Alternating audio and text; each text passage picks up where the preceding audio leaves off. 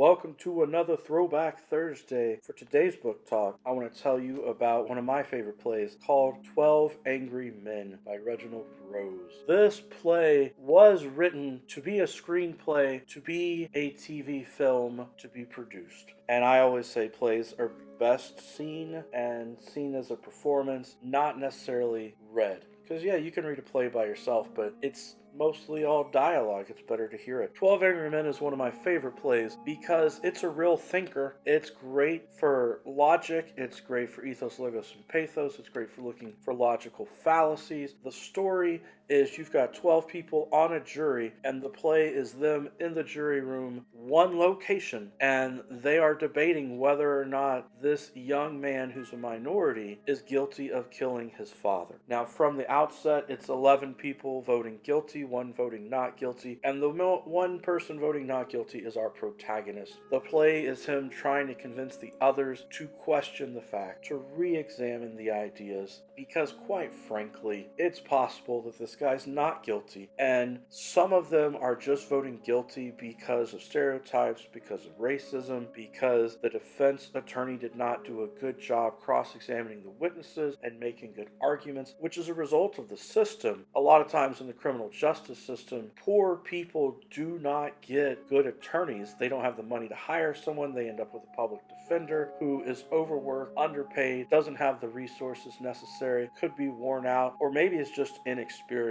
And so the play really brings these social issues to light, as well as personal and psychological issues to light for the characters to think about. And that's why I love the play so much, because the characters really do have to think through the issues. And you see the personal relationship of the jury. If you've never had jury duty before, then you might not have thought of these kind of issues. Odds are that wherever you live, at some point you could be asked to do jury duty, to come in and serve and decide whether you think someone is guilty or not of a crime. In the play, you've got them in the jury room, you've got them deliberating about whether or not he's guilty. And I don't want to give you spoilers, but there are really exciting moments in which people talk about how they themselves may have broken the law. And they talk about their backgrounds and where they're from and how that influences their thinking. But I love also one of the fun effects is they vote in different ways because there's not a set requirement. So it could be raising their hands, it could be secret ballot, it could be saying guilty or not guilty out loud. There's so many different ways that they can take the vote. And so that's also kind of fun to see.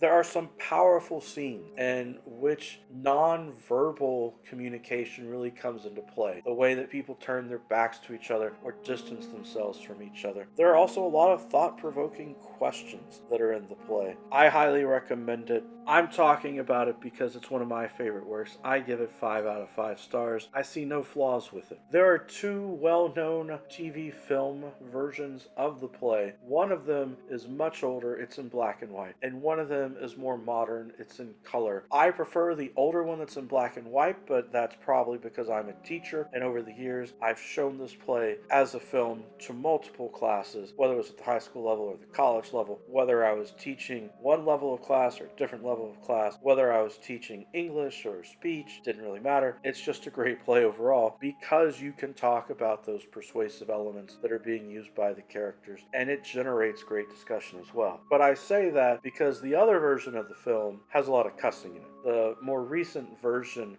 when they yell at each other, they're using more colorful language, and thus as a teacher, I don't show that one in my classroom because of the cussing. I don't want people complaining, just in case. But they're both good film versions, They've both got great actors doing a spectacular job with the roles. There's more representation of minorities in the more modern version.